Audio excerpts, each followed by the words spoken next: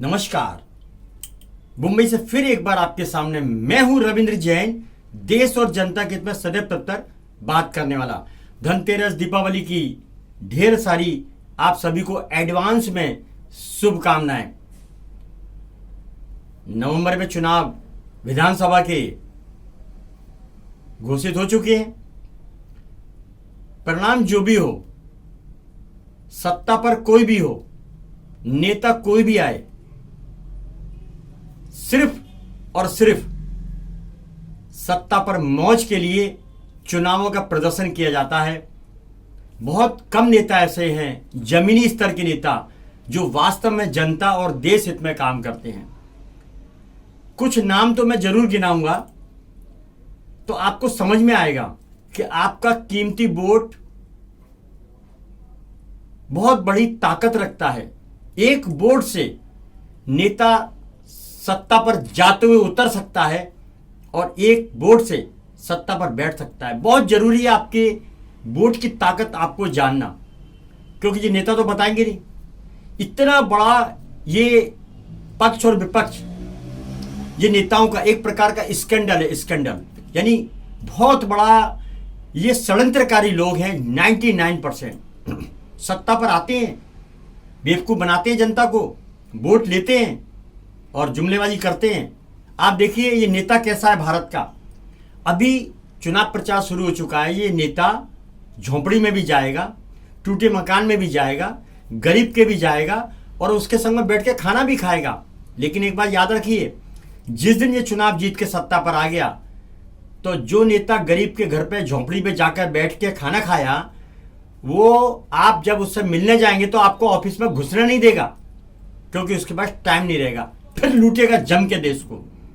तो किन किन नेताओं के मैं नाम बताता हूं आपको, जो दमदार, असरदार, जोरदार हैं अपने भारत के लिए। तो महाराष्ट्र की पहले बात करेंगे। कुछ नेता तो ऐसे हैं जबरदस्त, जिनका पूरी दुनिया के अंदर एक डंका चलता है।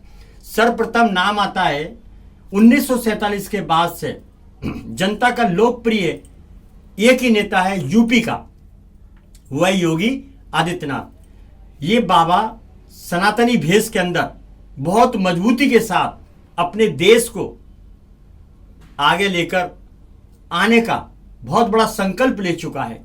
ये बहुत मजबूत नेता है, रियली में बहुत मजबूत नेता है। इसकी जितनी तारीफ की जाए उतना कम होगा।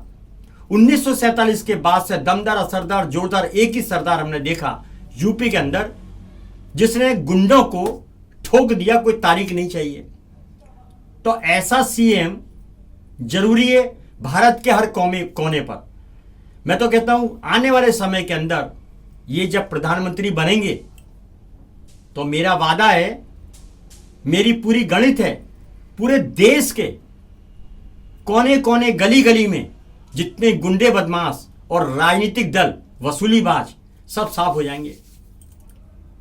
ये एक शेर है, ये एक बब्बर शेर है योगी आदित्यनाथ, जो रियली में सनातन का सच्चा प्रेमी और देश का सच्चा देशभक्त इंसान है।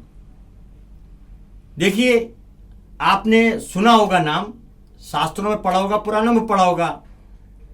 सम्राट अशोक हुए, छत्रपति शिवाजी महाराज हुए, महाराणा प्रताप हुए, ऐसे बहुत से नाम हैं। लेकिन अभी के माहौल में, बढ़ते हुए कलयुग में, योगी आदित्यनाथ। बंबई की बात करते हैं। बंबई में एक नाम सबसे ऊपर चलता है, वो है मंगल प्रभात लोढ़ा। देखिए, किसी को नुकसान पहुंचाने का काम नहीं करते हैं और इनके पास दौलत है, इसलिए इनको लूटने का कोई लेना देना नहीं। जनता को कोई परेशान नहीं करते। हाँ, कुछ लोग इनसे नाराज जरूर चलते हैं। क्यों नाराज? इसलिए चलते हैं कि ये गंदगी अपने पास रखते नहीं है। ज्यादातर महाराष्ट्र में जो नेता हैं, वो कर्तव्य के पालन में ईमानदारी नहीं बरतते हैं, वसूलीबाज हैं, गुंडे बदमाशों से उनके तालमेल हैं और वो जम के लूटते हैं। और ये पूरी प्लानिंग के साथ काम होता है। देखिए, मैं ये नहीं कहता हूं कि नेता अच्छे नहीं होते हैं। शासन प्रशासन, ये दो ताकतें, जिसको कहते हैं ना खाकी और खादी, इन दो के बहुत मजे हैं। बहुत कम लोग डिपार्टमेंट के अंदर मौजूद हैं और बहुत कम लोग नेता अच्छे हैं, जो देश के लिए, जनता के लिए और अपने सनातन के लिए काम करते हैं।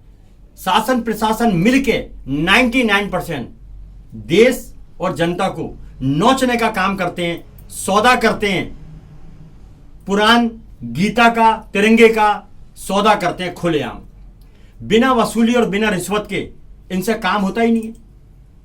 हर डिपार्टमेंट में वसूली कंपलसरी है, किसी भी तरीके से वसूली करते हैं। अब आप देखिए, छत्रपति शिवाजी महाराज टर्मिनल पर जाइए, ये वर्ल्ड हेरिटेज का दर्जा है, वर्ल्ड हेरिटेज है छत्रपति शिवाजी महाराज टर्मिनल। उनके जानो वाले के रास्ते पर लोग ट्रेनें पकड़ते हैं, लोकल ट्रेन पकड़ते हैं, जल्दी में होते हैं, लेकिन उनकी रोडों पर जो अंदर जाने के रास्ते हैं वो फेरी वालों को बैठा रखा है।